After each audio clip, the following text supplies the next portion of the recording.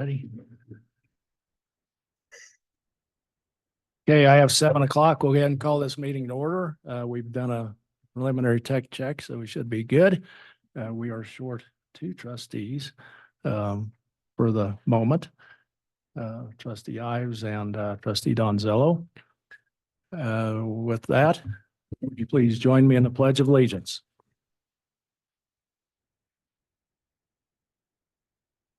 Pledge allegiance to the flag of the United States of America.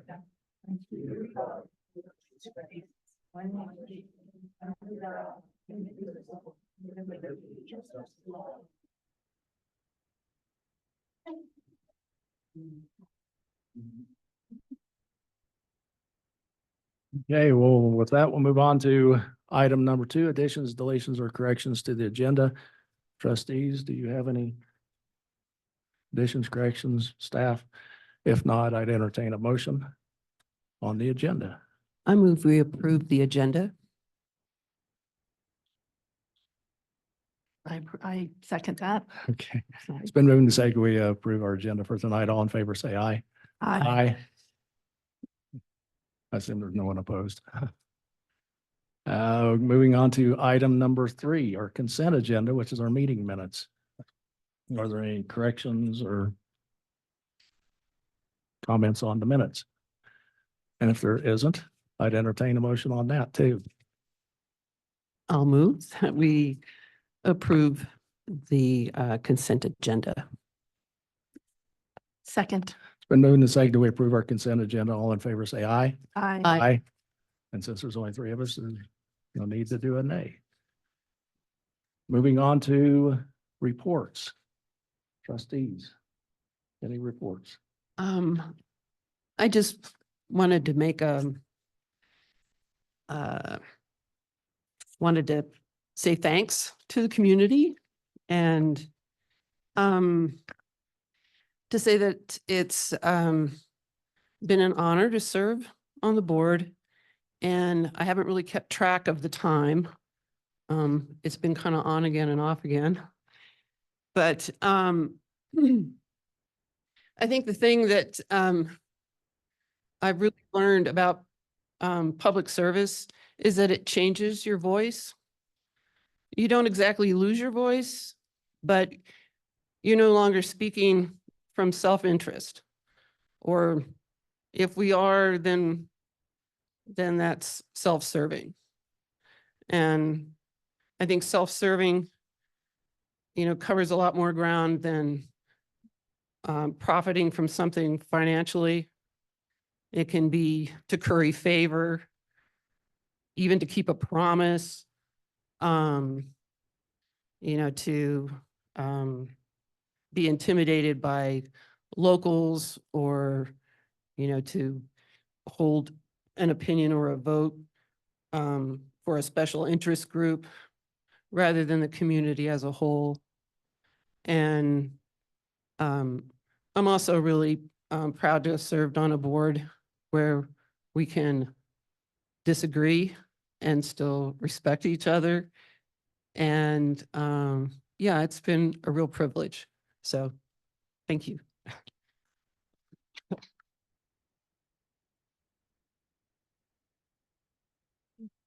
Nothing to report. Okay. Moving on to the mayor report. Just FYI, we are in the process of forming a regional mayor's caucus. There is one up in Denver. It's actually its own entity. There's several communities involved. Colorado Springs, Manitou, Fountain, maybe even Palmer Lake and Monument and Cripple Creek, Victor, and maybe Fairplay and Alma, maybe. Great. So yeah, it's in its infancy. Right now, we're just kind of casually getting together, but there are plans to actually make it a for real mayor's caucus, kind of similar to what goes on up in Denver. There are a couple of bills I'd like to touch on. Senate Bill 24-131 is a sensitive spaces bill, and I bring that up because the board may have to make a decision on whether or not we're going to opt out or stay with what's currently in the bill. And there's amendments, and so it's just something to kind of watch for. I suspect it will pass. And then once it does pass, we'll have to look at the version that's signed and see how the amendments actually affected it. Another one to watch, kind of watch on is Senate Bill 24-130, has to do with liability caps. And right now, the okay, I'm being told I need to speak up. Sorry. Yeah, just wave me down, yell, whatever, if I need to speak up. Is this better? Okay. Senate Bill 24-130 is the liability cap bill that's going through now. The latest amendments take the medical and malpractice caps from around 300,000 up to several million. The Trial Lawyers Association, which has a strong hold on our state legislature, is threatening, to be quite honest, to come out with some ballot issues if they don't get what they want. Those ballot issues are, in my opinion, incredibly dangerous, because the ballot issues they're wanting to proceed with, if they don't get what they want, are removing all liability caps. And so think your car insurance, house insurance, medical insurance. One of the things that keeps it from exploding is the fact there are some liability caps, and they're wanting to push potentially ballot measures to remove all caps. So kind of keep an eye out for that one.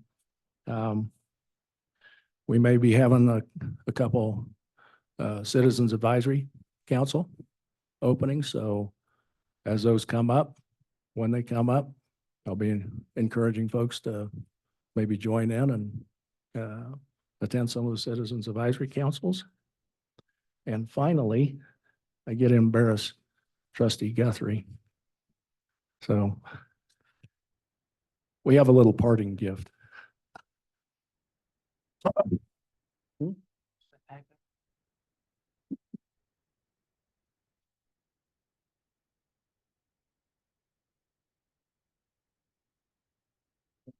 Recognition of your years of service. First off, thank you. And we did get you where we did, and I really want to show it because I like it too. These are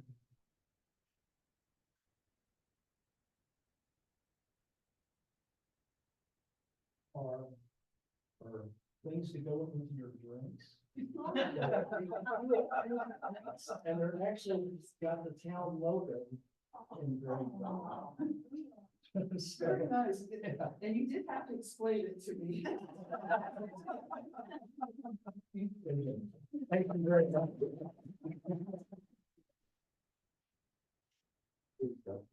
Yeah, they're cool. They're actually stainless steel cubes and they're filled with liquids. Yeah, that's great. Yeah, Nick will love this. And he would be here tonight if he could. Yeah. He sends his best.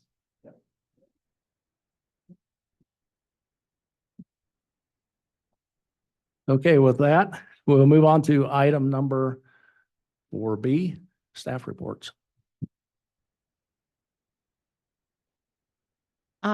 I'm going to keep mine real brief. You do have a little write-up in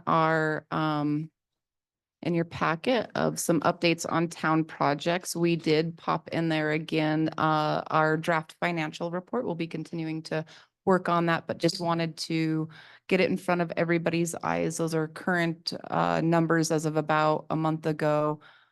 Open to feedback if there's other financial information that you would like to have to help you understand the town's budget and finances. Outside of that, still waiting to hear on our community wildfire defense grant. I did anticipate that we would have some notification of whether or not we were awarded that grant this month, but it has not yet come. Not going to go through the entire list, but just a couple of highlights, you'll notice downtown that the dumpster blind area site prep is nearly complete. I, with confidence, can say it's the flattest piece of ground in Green Mountain Falls right now. So we'll be getting that project over the next couple of weeks. Hope to have it finished by the mid to third week in May. But over the next couple of weeks, there'll be a little bit of construction down there, as well as us getting the remaining topsoil that came out of that site put away. Other than that, we are also getting ready to mobilize the gazebo bridge rehabilitation. We'll begin lowering the water levels in the lake in the next week or two, allowing as much surface area to dry out as we possibly can so that those piers are exposed and drying out as well as possible. We've delayed any fish deliveries until after that project has been complete. But we anticipate that as soon as that is, that they start working on it, it should go pretty quickly. Hope to have that done and ready to go by Memorial Day weekend, back open again there at the lake. And then contingency plan, should there be any delay in materials, we'll go ahead and delay the project until fall. So shouldn't be any impacts to summer season, but we are excited about getting that project kicked off. And outside of that, happy to entertain any other questions anyone might have. Trustees, any questions? Okay, thanks. Awesome. We do have a member of Public Works here to offer an oral report that did not make it into your. Okay. Make sure you hit the blue button, the button for the blue light. Okay. Hi, Dustin McLean, Public Works. Just here to give an update on the last couple months, February and March. Everybody hear me? As far as the roads, parks and equipment goes, roads snowfall for February and March was 73 inches. Brings the season total to 105 inches for this winter. Kept us pretty busy.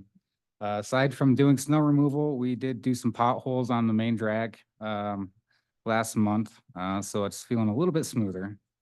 We'll be working the next month to prepare for mag chloride and general smooth out and prepare for the monsoon season. As far as parks go, once the ice was kind of unstable, we opened up the diverters, got that ice melted off pretty quick, got all of our signs off. We do the bear-proof cans and the park trash as needed, and we did apply some goose repellent a couple weeks ago, and we'll be applying that probably bi-weekly, I'm thinking. We'll see how that works this year. As far as equipment goes, we bought a new Salt Dog sand spreader, and it works really well. It's a little bit smaller than what I had anticipated, but it does work well for the smaller truck. We had some equipment problems with our snow plow, which I bought double of everything in case anything happens with that again. That way we won't be stuck stranded in the snow. Doing a little bit of work on our water truck, our dump truck, our road grader, and skid loader in preparation for the upcoming road season. So apart from that, we have mag chloride scheduled May 10th and 17th, weather permitting. And that's about all I got. Any questions? Trustees? Okay. Thanks, Dusty. Yep, thank you all. I have a oral report from the clerk. The election was a huge success. I swore in all the staff as election workers. Sean was away on a work trip, so he skated by somehow, but almost all the staff and had a huge amount of support. I'd like to thank the candidates for running great campaigns. All of you were great to work with. Just fantastic. Thank you all around. Trustee King, acting as the mayor pro tem, had to do the final canvas. She was very thorough, and I really appreciate that. The judges worked tirelessly, just up against the clock, and just did a really accurate job. We had no anomalies. Everything meshed up really well. I only had one ballot go back out for signature verification. I only had a few that were disqualified, and only one came in after the deadline. So the people who wanted to vote got to vote, by and large part, and it felt really, really good. So thank you all as a town and all the individuals who participated. Thanks, Bo. Yes. The judges, Trustee King. Thanks to Shelley Scott Nash, all the forms on our website are accessible. That was definitely a heavy lift, and we're ahead of our July deadline. I think we're going to be in good shape. We're also going to be able to just mark older material as, archived material, and not have to go back in time to bring everything into accessibility. So really happy with that progress. She's worked on it a ton on her own time. She's come in here weekly or more to work on it and coach me. And I think we have a good plan moving forward for, all the packets that will be uploaded, all the materials and whatnot. So that feels really good. I also realized I didn't give you guys an STR update. So we're right at 60, and I've got 3 on the wait list and a couple more working towards getting on the wait list. So we're at full tilt there. That's all I got. Okay. Yes, I'd like to reiterate the thanks to Shelley. Thank you very much. It's a lot of hours and a lot of work, and it's much appreciated. So actually 3. Number 1, with all that snow, Dusty, thank you for coming and rescuing me when I got the marshal's truck firmly lodged into a snow bank. We're not going to talk about it any further. The bears are back. We've seen lots of bear videos starting to come out. So everybody start your bear awareness. If you've got locking trash cans, things like that, start utilizing them. Don't put your trash out until day of, all the good stuff, or we're going to start having the bear feasting begin again. So thank you for that. And then we had multiple, and I mean multiple, like 10+ complaints about speeding on the main drag through town. And we started traffic enforcement operations there, and we've issued several citations for said. So just be aware. I know it's springtime and it's not snow anymore, and you can get where places faster, but please be careful. That's it. Thank you, Marshall. Anything else? Okay, that concludes our staff reports, and we'll move on to item 5, public comment. Do we have commenters?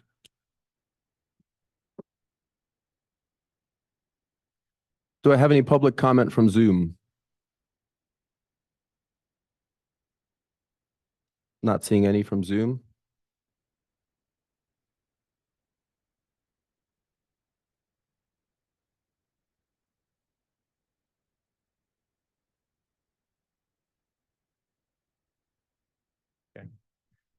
Rocco Blasi, 10955 Belvedere Ave. I'd like to thank whoever put out the cookies and drinks tonight. That's a nice touch. My congratulations to the incoming board members, and thanks to all the board for serving the town. While I'm up here, I'd like to comment on agenda item 9A, which is the staging policy update. This proposal has been 18 months in the making, and the Planning Commission discussed this with town staff just last week as a case study for improvement. Specifically, the commissioners unanimously agreed that communication and feedback needed improving. This improvement can begin tonight. I'd like the trustees to be aware that the draft staging proposal before you includes substantive changes not coordinated through the Planning Commission. I'm asking the trustees to always consider when an item comes before you, did the appropriate committee review what you have in front of you? If so, what's their recommendation? If not, why were they not consulted? Change can begin tonight to improve the workings of our committees and town staff, and ultimately you trustees. I urge you to table consideration of Agenda Item 9A, the staging proposal, until the Planning Commission has the chance to review, comment, and provide you our considered recommendation. Thank you. Thank you. We have other commenters.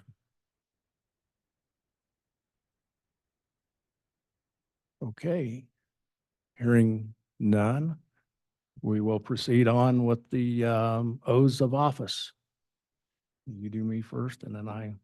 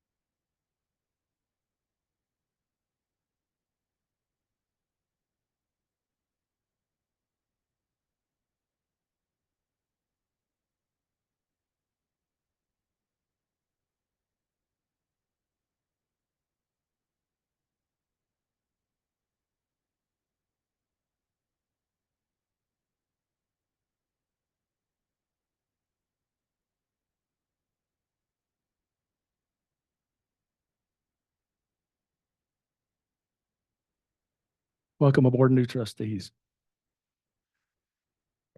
With that, we will move on to item number 7. It is 7:25, so pardon me, 7:26. We will now conduct our public hearing on the land use code amendment. And staff, if you would just kind of briefly go over what that is. Absolutely. So you have before you land use code text amendment. The current land use code does not allow animal shelters in the open space district. The Planning Commission at their April 9th meeting made a recommendation of approval to the Board of Trustees to amend the land use code to allow animal shelters in the open space district.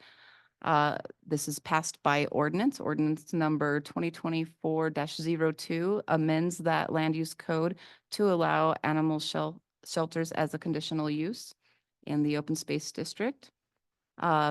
Land use per our municipal code, land use code text amendments do require review and recommendation of the Planning Commission after public hearing has been held for such purpose, and subsequently final approval from the Board of Trustees. All posting and publication requirements for a land use code text amendment have been met. It is a staff recommendation that the Board of Trustees approve ordinance number 2024-02, allowing animal space in the open space district, or allowing animal shelters in the open space district. Do we have anyone in the public that would like to comment on this? Not seeing anyone. Do we have anyone on Zoom that would like to comment?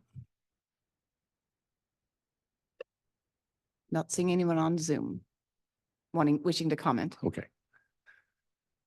With that, there's no public comment. I don't know if there's any need to have it's really not an applicant item. It's more of our code. With that, we can go ahead and close the public hearing. And we will move on to the actual, hang on, bear with me a minute while I pull this up. We'll go ahead and move on to the business item of ordinance 2024-02, the land use code text amendment. Trustees, any questions, comments? None. I mean, I do have a comment. I have asked several times that the Pikes Peak Courier be spelled correctly at the bottom of ordinances.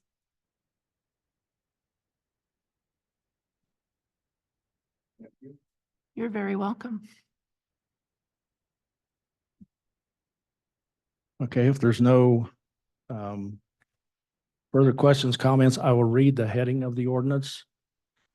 And then we will go ahead and I'll entertain a motion for approval. Town of Green Mountain Falls ordinance number 2024-02, an ordinance amending Article 3 of Chapter 12 of the Green Mountain Falls Municipal Code regarding animal shelters in the open space district. This ordinance would basically put a C in the animal shelter row under the O district column. Trustees, if there's no other questions, comments, I'd entertain a motion.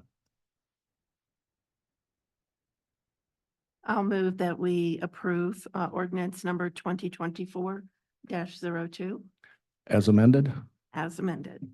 I'll second. it's been moved and seconded. We approve ordinance number 2024-02 as amended. All in favor, say aye. Aye. Aye. Any opposed? Motion carries. Okay, next item. Next item is application for appointment to the Planning Commission for Brandy Morales.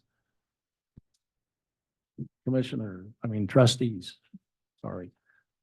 You have any comments, questions, discussion? Just that she would be a fine addition to the planning commission, and I'm very grateful that she made the application.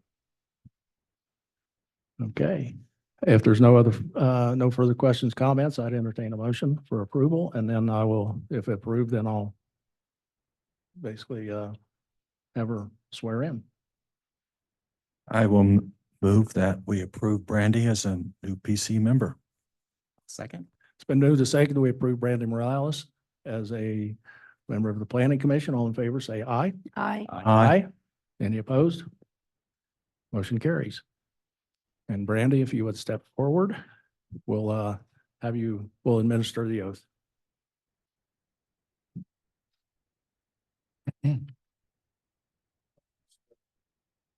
So much swearing.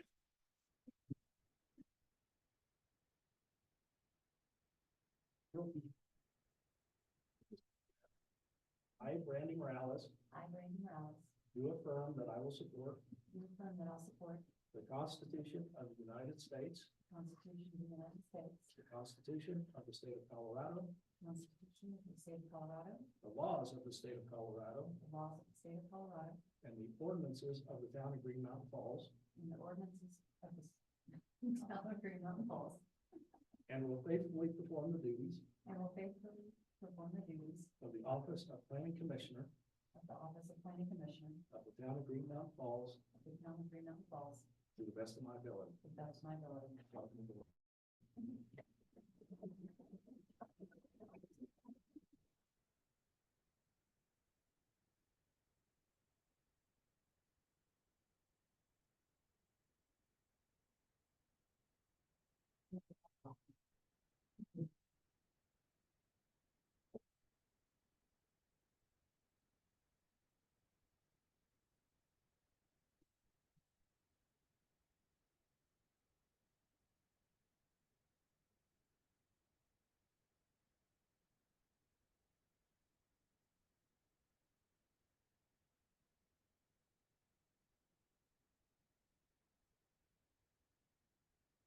Okay. Next up is Resolution 2024-03, appointment of town officials. And staff, if you run through this real quick. 100%. So this is per your municipal code upon election. It comes an opportunity to appoint your town officials. So we included your town attorney is the firm of Hoffman, Parker, Wilson, and Carberry, PC. Your town clerk and treasurer, Bo Ayad, town manager Becky Frank, and town marshal Sean Goings. Okay, trustees, any questions, comments? Thank you. There you go. You're on. Yeah, Manager Becky, are you recommending the current attorneys as our representative? Okay. 100%. They do a phenomenal job of representing the town. When we've worked with them in the past, their responses have been really timely and thoughtful. They know us well. Thank you. And I will reiterate that on occasion, the mayor does get pulled into certain things that the mayor may not really want to get pulled in on and has to coordinate with the attorneys as well. And they've been extremely responsive when I've had to do that. So question, this is a technical question that deals with municipal code. So Don and I took time to verify that each of these positions are required in the municipal code to be renewed after first meeting after the election. And that was clear to for the attorney, the town clerk, and the marshal. But I didn't find in the code explicitly where it said the same thing for the manager. And so I was wanting clarification. I'm new to the code, so I probably missed it. 100%. So that outside of the other positions, the town manager operates on a contract. Since you all were, not all of you were participating in signing that contract, this is an opportunity to acknowledge the town manager until the end of that contract, which ends up being in December this year.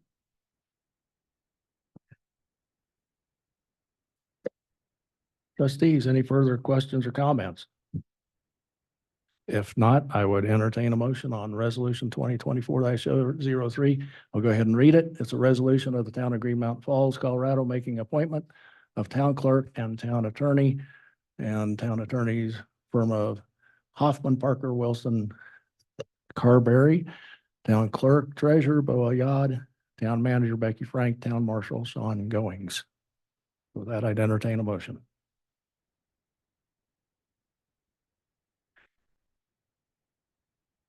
Mr. Mayor, I'll move that they be approved.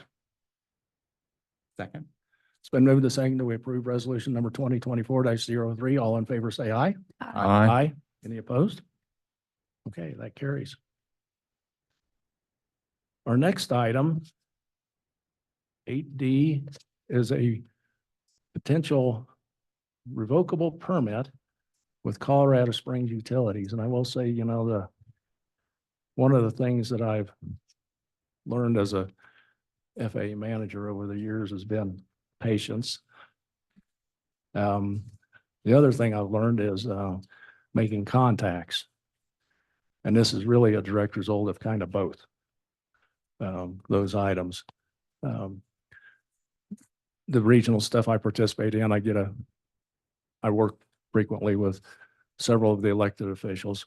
Some of those are like Colorado Springs council members. They give me contact information for CSU. I stumbled on this when I was kind of clicking around on something. So yeah, the background is that parcel right there in the middle. It's relatively flat.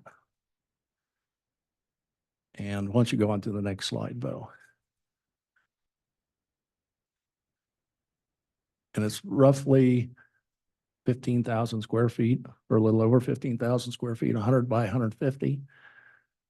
CSU told me in writing, in an email, that they can issue a revocable license for the parcel for a term of 0 to 25 years. It'll take 4 to 6 weeks to do the license. The costs are exactly what came in the email. License cost, $0. License recording fee, $60. So for $60, we could potentially get the use of 100 by 150 foot parcel just right off Ute Pass Avenue for up to 25 years.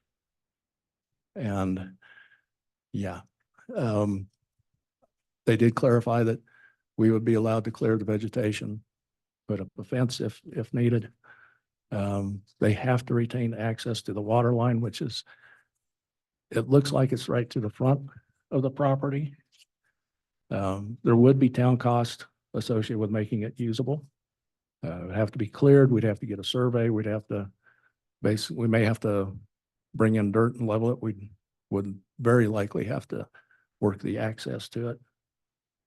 But for $60 to have access to something for potentially 25 years, I had to bring that in front of the board. So, trustees, do you have any questions I might be able to answer? There are still some outstanding questions, like if we need to charge someone something for the use, how does that play with our revocable license? And so I may have that by the end of the month, but even so, we could use it for town purposes. Mayor, how would the use be defined? We would likely have to have in the licensing and the revocable license agreement, how we're going to use it, what we intend to do to it, whatnot. I mean, you can conceivably, it could be parking overflow, it could be staging, it could be slash, the area where we, put slash until we can put it into a dumpster or get it chipped. A what? Storage for road base, additional storage as we need it.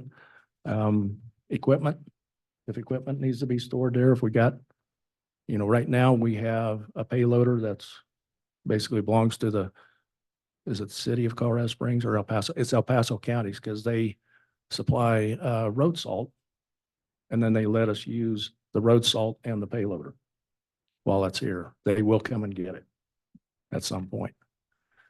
So, yeah. And would our land use code need to be modified for this part if we did pursue this? No, but parcel? we would need to rezone. We would need to rezone it as MX-1, the mixed use, which is fairly easy. Mr. Mayor, is this a item that the planning committee might want to review? Um, I don't know. To be quite honest, it's something that it's a board decision. Planning Commission advises us. To me, it's pretty much a no-brainer. We basically pursue the licensing agreement. Right now, it's just pursuing of the licensing agreement. And that'll take 4 to 6 weeks. But we'll have to come up with some of the details. Go ahead. I understand that the neighbors will be contacted for their input. And I just want to be sure that all 4 sides at a minimum will be contacted. Yeah, we can do that.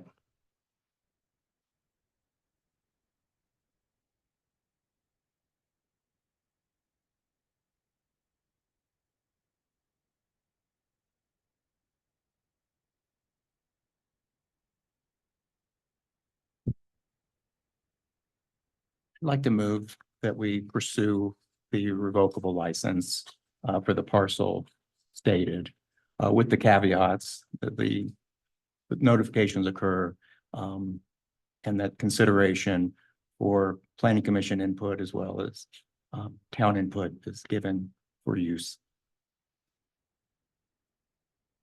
Okay.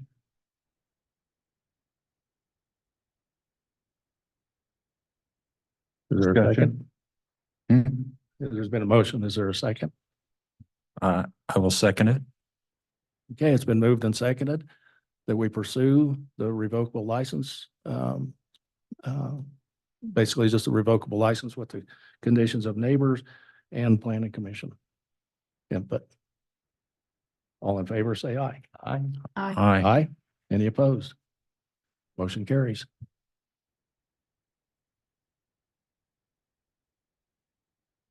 Our next item is the Parks Rec and Trail memo for the Lake Street restroom. And if someone wants to, does anyone want a brief on it or? I'm sorry. You're being pointed out as someone who can actually brief on it, Don. Or trustee Walker. Yes, I had the pleasure of getting introduced to the bio toilets by Dusty last summer. And it's not somebody I want to meet again.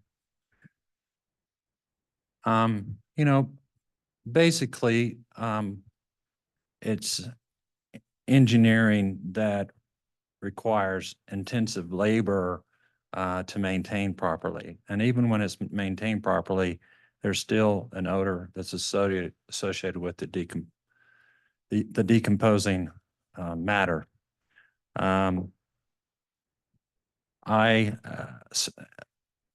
Just given the state of the restrooms themselves, and they do need work, which will cost money and time, and then the maintenance of them throughout the summer. I thought it would be much more efficient and cleaner if we leave the restrooms closed and rent another porta potty.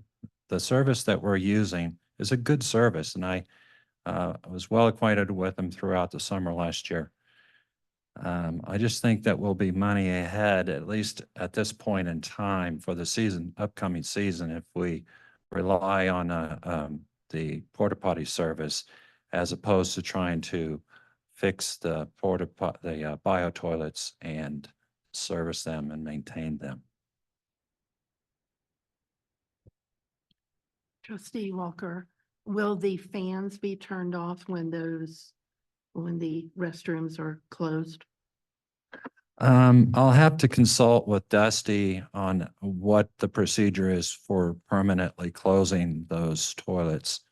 But obviously when they are, the fans could be turned off. But as of right now, there's still matter down there. And so Those of us that live across the creek are plagued by the noise. So we would look forward to having those things turned off. Well, I was not aware that was a complaint, Oh, yes. but I'm glad to know that now, and I think that we will be able to accommodate you if we could pass this measure to keep Thank them you. closed.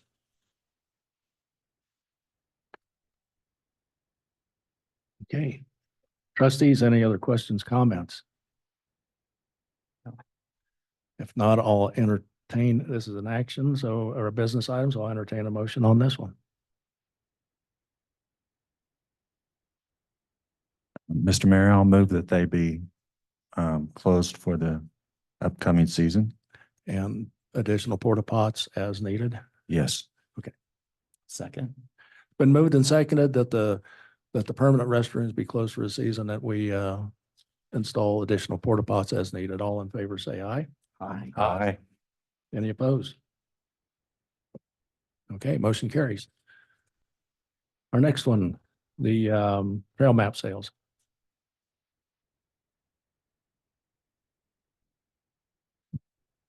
Do we have anybody from Planning Commission or from PRT that would like to introduce this?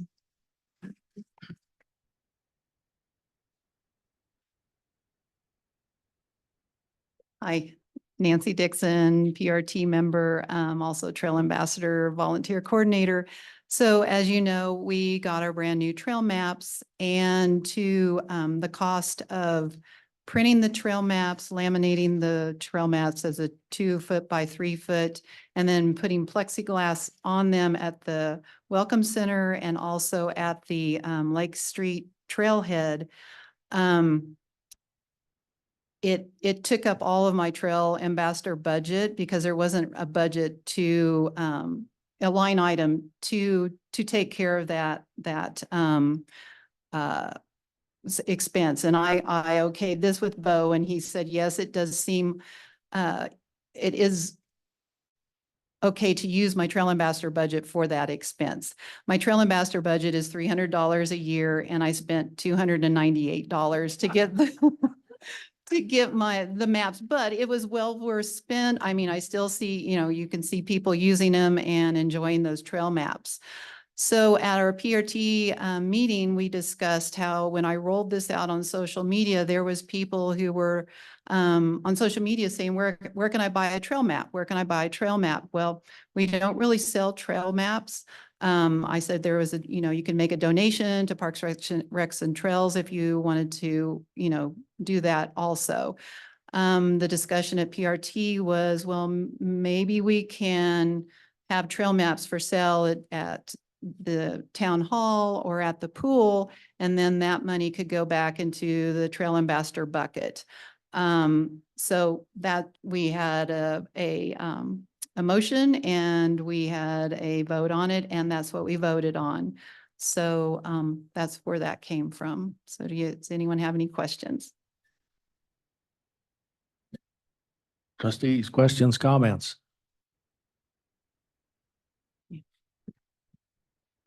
So, Go ahead. yeah, so I have a concern in terms of looking after town resources, because as I understand the proposition or the proposal that you would like some of those trails maps to be sold from town hall, which would consume resources, a small amount, but considering the small amount of revenue that it would generate, I'm not certain it's worth the time of interruption or the time that it takes. And so looking to best utilize town resources, I'd like to propose that this get kicked back to PRT for a better recommendation, inclusive of potentially us, that is the board finding sufficient funds from the budget to supplement what's needed for trail maps. If it's in the $100-$200 range, that seems more reasonable for allocation of resources than the time that it would take for our staff to sell $200 worth of maps. Yeah, that's fair enough. I know that our town staff is, they have a lot on their plate and they are very, very busy. And this would add one more thing for them to do. So, you know, if the recommendation is to bring it back to PRT for another discussion, that's okay too. Is the board not in favor of charging for trail maps? I'd like to hear a recommendation from PRT, how they want to manage that. Um, and how, Okay, because that, Well, I'd like to hear their reply, so. okay. may I comment? Of course. Thank you. Yeah. I didn't want to step on your toes. Personally, I agree with, trustee John. And, I would like the recommendation returned with the caveat that they request a fund reimbursement as opposed to selling maps. You're the trustees. You can tell you know, you can bounce it back to our committee and we can discuss again. I do understand the concern of an added burden. Another thing is that in the history of Green Mountain Falls, I don't think we've ever charged for a trail map. But you know, people were asking. So that was sort of the catalyst of, you know, this discussion of, well, if people are already asking to buy a trail map, then maybe that money could just go back to reimburse what the trail ambassadors did spend. So, and I see your point is instead of charging for maps, we should just ask if there is, just to fill the trail ambassadors bucket up a little bit more if we need that money. Is that what you're sort of thinking? Manager, Becky, do you think that's an undue burden to the town's budget for $150? So it'd be, no, probably not. We can probably work that in.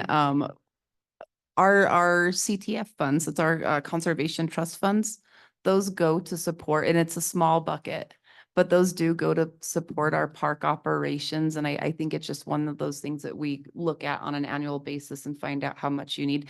It's not uncommon for town staff to print out a trail map for people when they come in already. Give about 50 of those suckers away every season. Yeah, exactly. Exactly. It seems like a public safety thing too, because Mhm.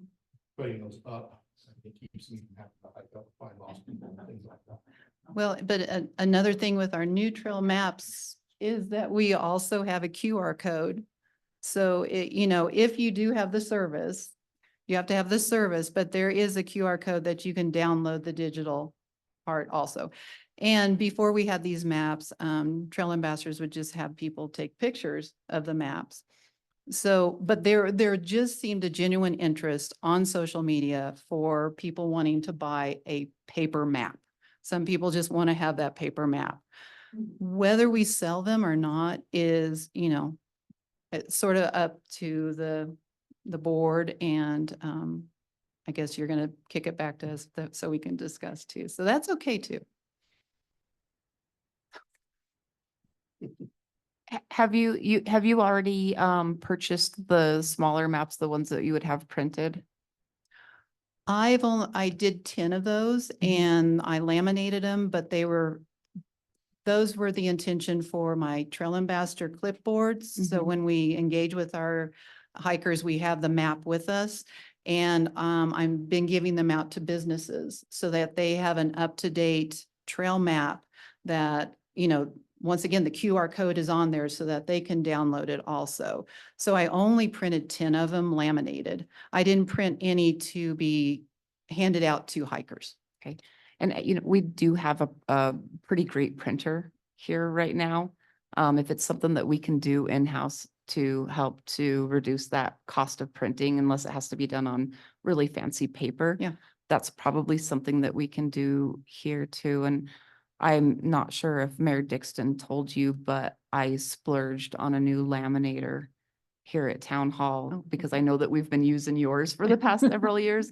But it can do up to 11 by 17. okay. So Nice. if we can do that in-house with some volunteer support to help cut those costs. That sounds like a good solution too.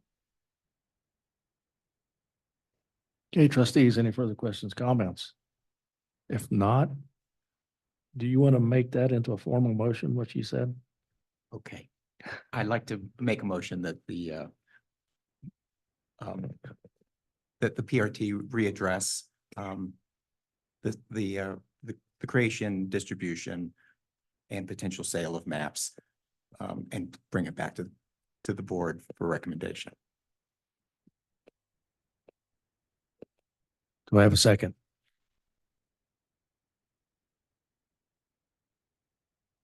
Can we, can I make an addition to the motion? Well, if there's no second, that motion dies and you have to make a new motion.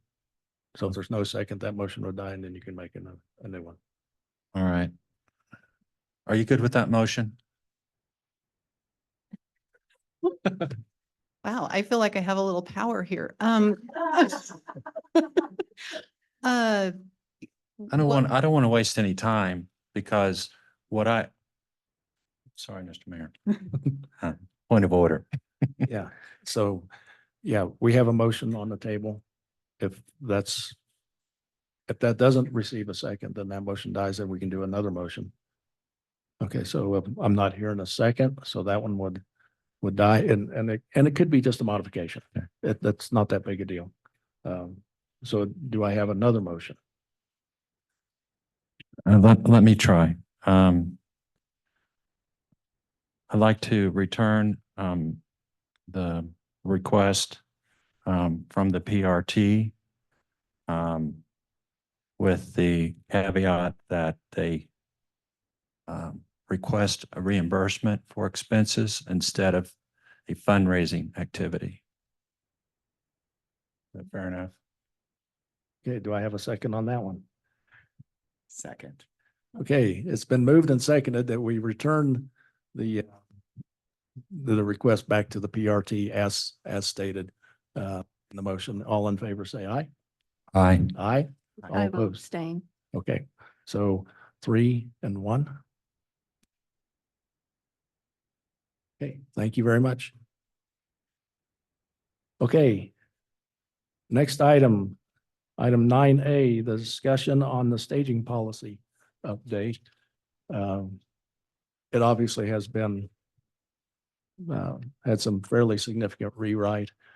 My understanding is it needed to kind of match up better to our land use code. And there's certain things in policy that you can't enforce. And by tying it back to basically the temporary use permit, Mhm. then we can actually have an enforceable type of item. It's a discussion item. And so it's kind of open. So I'll open it up to the trustees for discussion. And we'll go from there. Well, as a new trustee and still trying to learn, was not finding where policies exist within the municipal code. So can we start there? Where does policy stand? Yeah, so a lot of policy ends up being adopted by you to kind of supplement how the municipal code operates or is effectively applied. We have several different policies, our personnel policy and employee handbook.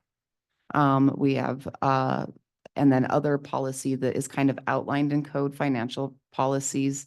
Green Mountain Falls does not have a ton of policies. They're generally adapted as needed. But really our land use code, the new land use code that was adopted really does outline pretty well the policy for staging equipment and doing projects. I will say that, projects don't just happen. They come to you for approval first. And anytime that you have a project, there is some inherent inconvenience to the public, a disruption in the typical use of that space that they would have. the gazebo bridge rehabilitation, for example, we've had to block out a good amount of time that it will not be available for rental and weddings and things that are happening there. But you know, the good of the community, the being able to maintain that facility for future use is the outcome.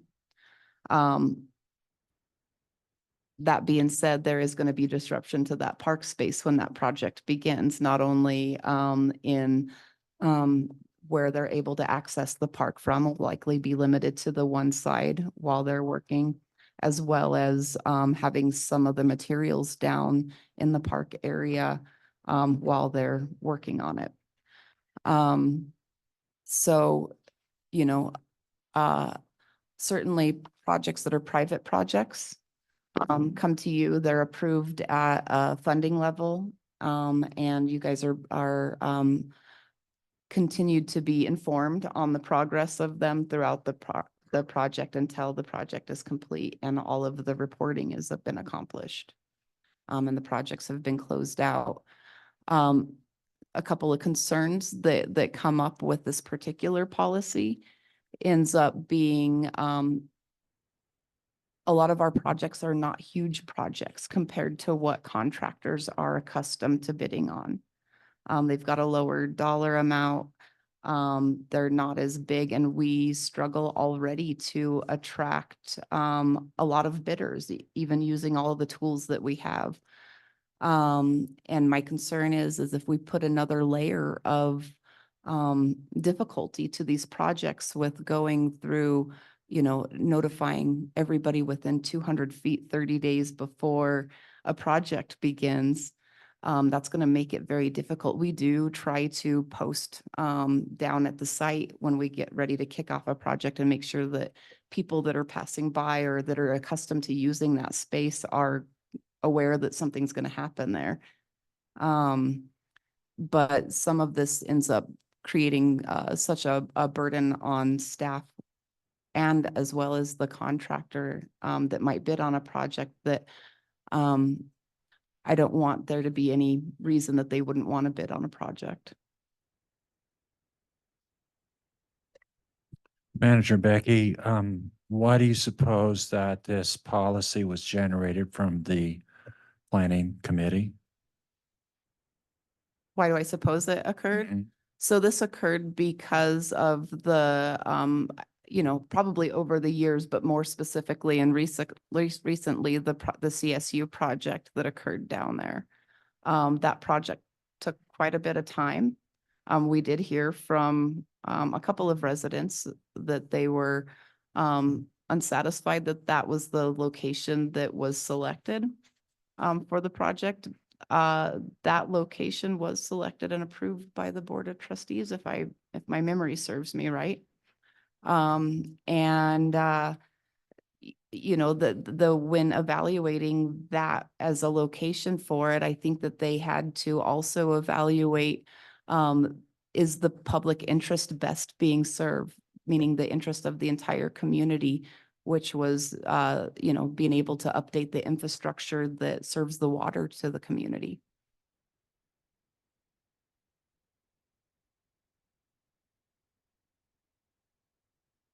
So are you telling me that you don't believe that planning commission's policy recommendation is needed? I believe that we have other pieces of our land use code that through temporary use permitting, this can be accomplished. It's already written in code. Was there a temporary use permit issued to CSU? There was their land use application, which was approved as what, you know, by not only the planning commission, but also by the Board of Trustees. Thank you. Want to maybe get a different answer, or, approach the same question a different direction. Aside from personnel policies, is there with this policy for staging, would it have a neighbor, would it have a friend in a policy book where we've got other city policies that deal with you know, Yeah, we do have a folder in on our network that is town policies. They are, it's probably time to begin combing through them and updating them as needed. Yeah. now, so when again, I'm new, so I was trying to understand how policies Mm-hmm. exist within the hierarchy of the different documents, and I was failing to find other examples of policies, and so I could compare how one policy would fit with another, or what brings policies together separate from the other categories of Right. documents. And they're often time for specific things that are, you know, not identified in code, or if the board wants to do have things operate a little bit differently. Another one that's been on our plate for update for some time is a facility use policy. You'll see that drafted and coming to you. And we just see that as the use of our facilities are becoming a little bit more sophisticated. That a need for that policy and that policy update on there is needed. Okay, thank you. Yeah. Spoiled my surprise to the board. You have a facility use policy headed your way.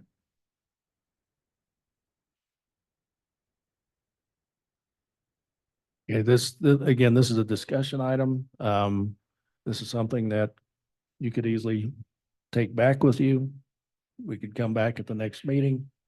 So yeah, right now it's just, there's no action associated with it. I'd like an opportunity to visit with the planning commission and get more details as to why they felt compelled to send a policy recommendation to us. Wasn't that an assignment from the board? I think It it was might have at been an assignment from the board, actually. It was a request from the board. Yeah, because we were having a Oh. lot of a. So the board requested a policy? I'm going from memory. And so I'm not sure. I'd have Well, to go back and look at the, I think I'd like to visit with the planning commission. okay. Before I make a decision. Yeah, It well, it's a did, discussion item, so, yeah. I'm sorry to interrupt. It did come to the board in the form of a memo, and the board punted it back and asked Okay. for a more robust, description and more detail. And that's when this table emerged, and it was drafted into and then it was drafted into a policy. That policy, that first draft, was represented to the board. And then it came back to staff. We sent it on to legal. And that's when this opened up into use of a temporary permit. Legal was like, what are you doing? Just, you have it, use this. And so we've been trying to figure out how it fits and what those parameters are, so. I will say that this table on here is phenomenal. It really talks about the limitations and the different features of each of the spaces that we have. So when, it ends up being a very useful tool when we are looking at where is a suitable location for a certain type of a project. It's great. So, manager, so I'm getting the impression then that even though a policy is not in effect, that indeed the intent of the policy is being followed, that there's a diversity of locations that are being used to try to spread. And we do the have, eyesores. yeah, we do have a procedure that's outlined within the town's land use code that we follow in order to issue a temporary use permit for things like this, if needed. I think that those items are inherent in a planning and land use application. Part of this too is that, the timing of all the projects, the CSU project going through in the middle of the land use code rewrite. Now we're into the implementation of the land use code and making sure that we're practicing, but we have a really great code that we're able to follow. It outlines really those procedural things of if this, then that. So as a discussion point, Mhm. we had public comment of the request for this to be sent back to the planning commission for them to review the draft changes. But I'd like to make a recommendation that they review the necessity of the policy. I forget what the time frame was. Was it 15 months that this has been, the policy itself has been under review, but it sounds like other changes have been effectuated such that it may not be necessary. And so I guess that's my question is to hear back from Planning Commission, not only to the specific editorial changes to the policy, but of its necessity, given these other layers that are in effect.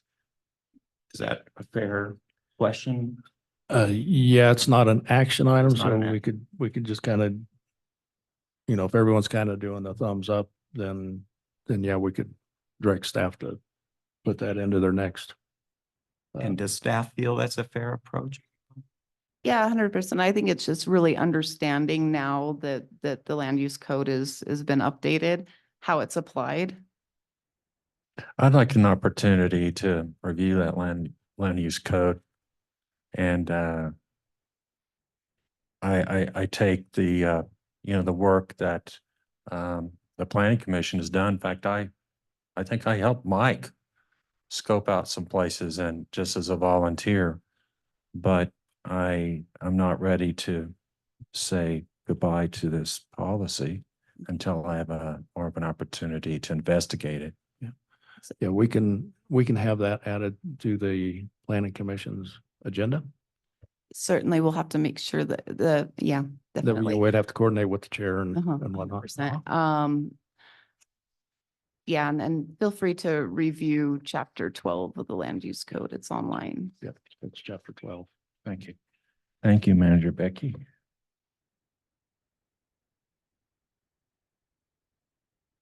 Okay, any more discussion? Hearing none, we'll proceed on to discussion on a draft financial report. Excellent. So this ended up in the top of your packet. Did a very brief introduction to this at last month's meeting. And just wanted to kind of give you a very high level overview of what this contains. First off, understanding that the town's budget is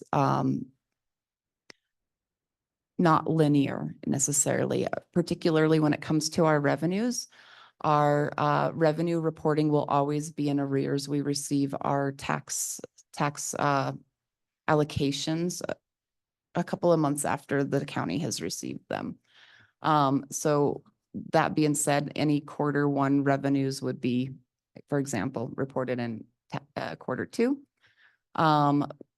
A little summary of those tax revenues that the town receives. Please go back, Bo. Are your sales tax, tobacco tax, property tax, occupancy tax, the highway user tax fee, and auto use tax. They come from two counties. We straddle two counties. So there's El Paso County and Teller counties that come in from there. And Bo would like to create a revenue calendar which documents when revenues are being received to help better forecast future income. Can I drive for a minute? Yeah.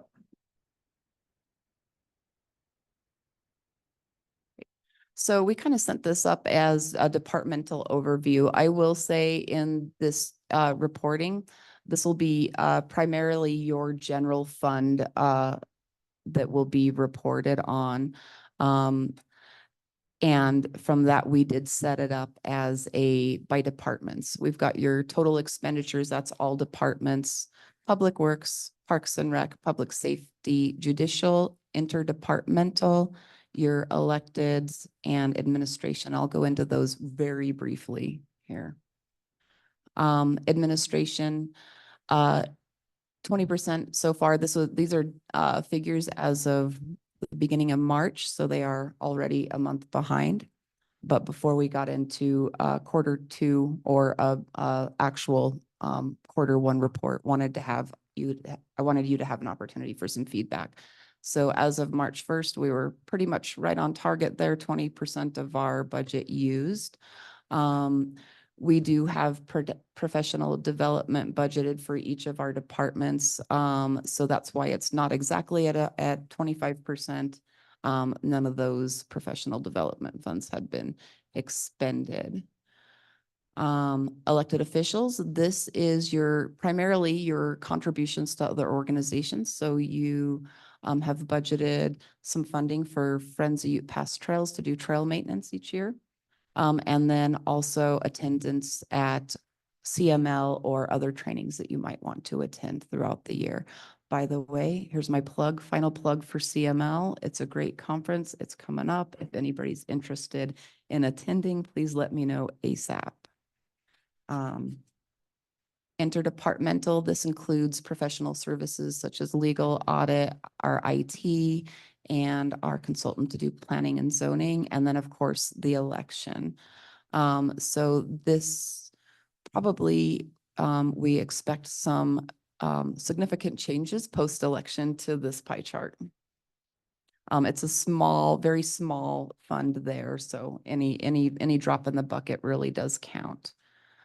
Judicial, this is your municipal court, and we've had no court expenses to date.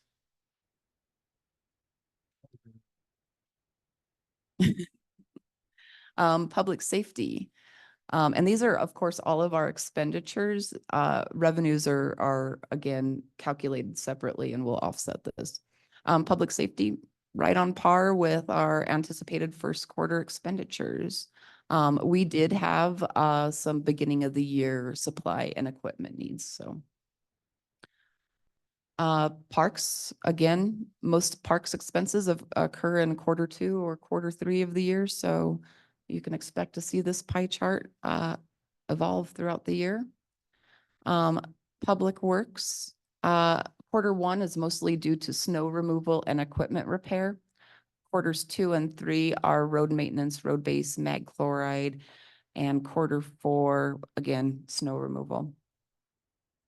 I wanted to give you sort of a year-to-date position as of the beginning of March of our total operational expenditures, and we were at about 19%. Again, that capital improvement fund reporting, and we'll go into some more bringing you up to speed on how the town's budget works here over the next couple of months, but not included as part of quarterly reporting. This is really project-based and primarily grant funded with some support for the general fund, which would always be your town match. Reporting will occur as grants are awarded, contracts are approved, and reimbursements or reports or project closeout occurs. This was sort of the look or the idea that we had for our targeted reporting schedule. Just an overview there.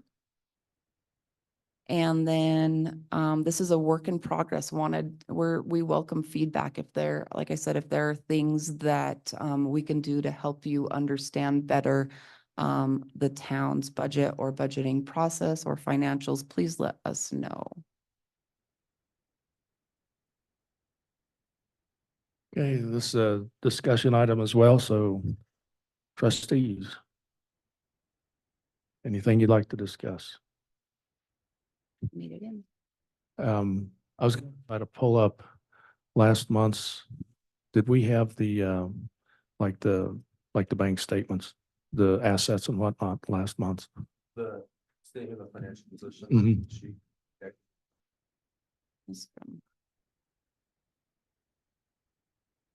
Wasn't it our last packet last month?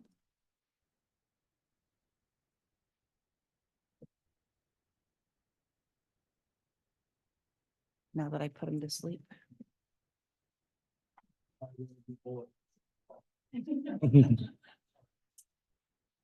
Yeah. It's slide 3, I believe. Yeah. You might want to walk the new members through what they might expect to see with this.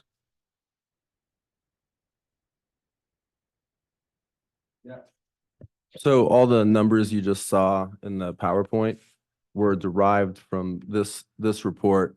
The PowerPoint was sent to board members as a correspondence for their review at the same time that this made it into the packet. So it's the same information in another format.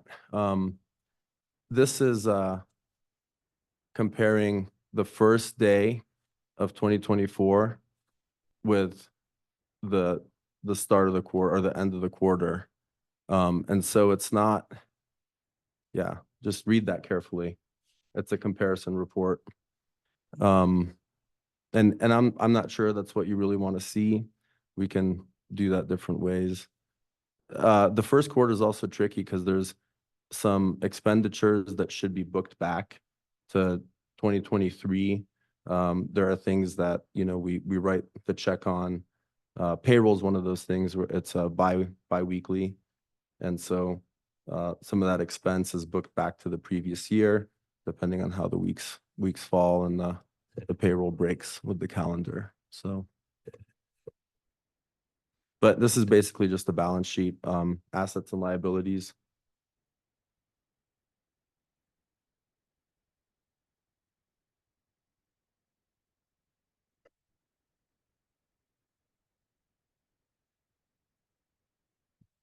Trustees, any further discussion? I can appreciate the simplicity of the pie charts and, you know, the software that generates these nice little pictures and stuff like that. But, you know, personally, from a business perspective, and what I'm used to is seeing the traditional financial statements for, you know, business operations. So that's what I would prefer to see, the nuts and bolts.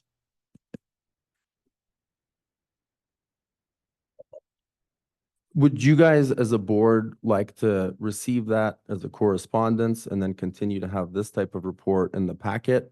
Or do you want to see that get entered into the packet for quarterly meetings? I don't care about seeing the pie charts personally. And I have a different opinion. I think for public consumption, the pie charts are really Oh. what should be in the packet. In my I opinion, agree with you there. and- Yeah, for sure. But not And, for and just, my opinion is that, you know, if it's highly detailed, you either send out the information, in, you know, you can send us out to correspondence or sit down with Bo.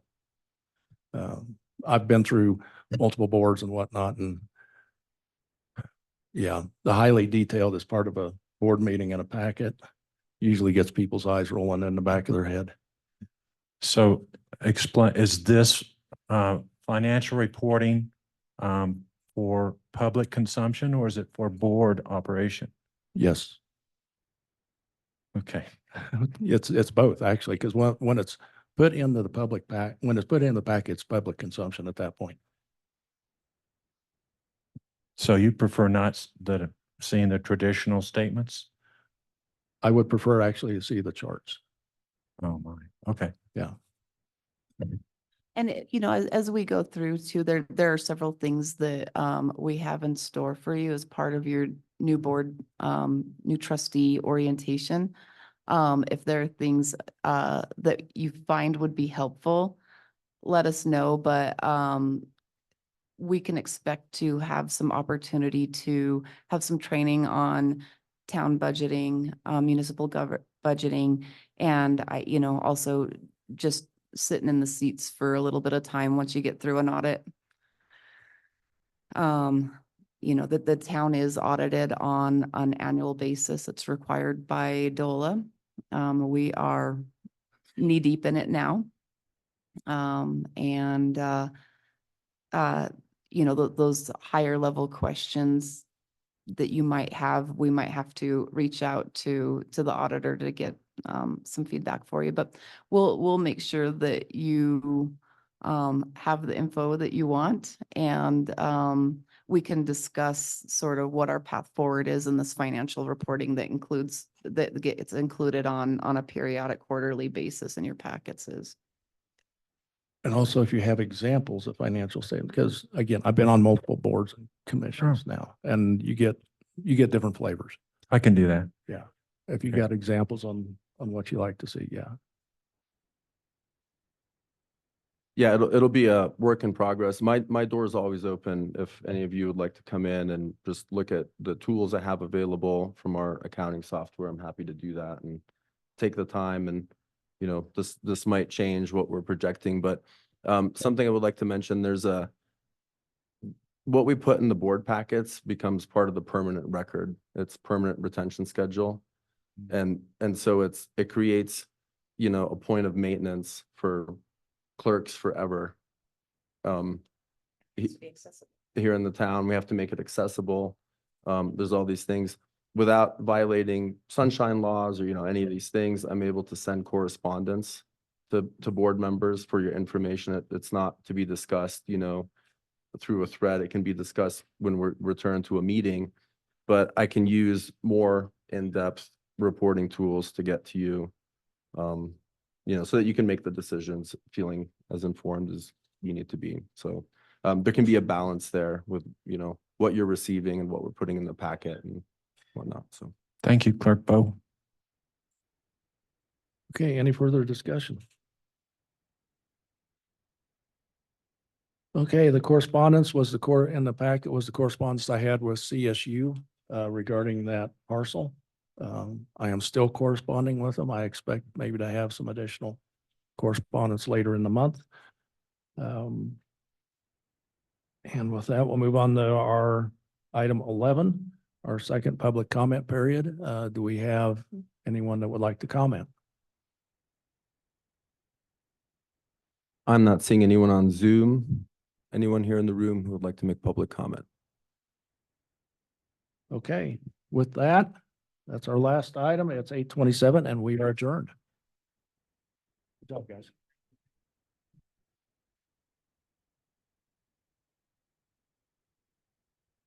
Rick?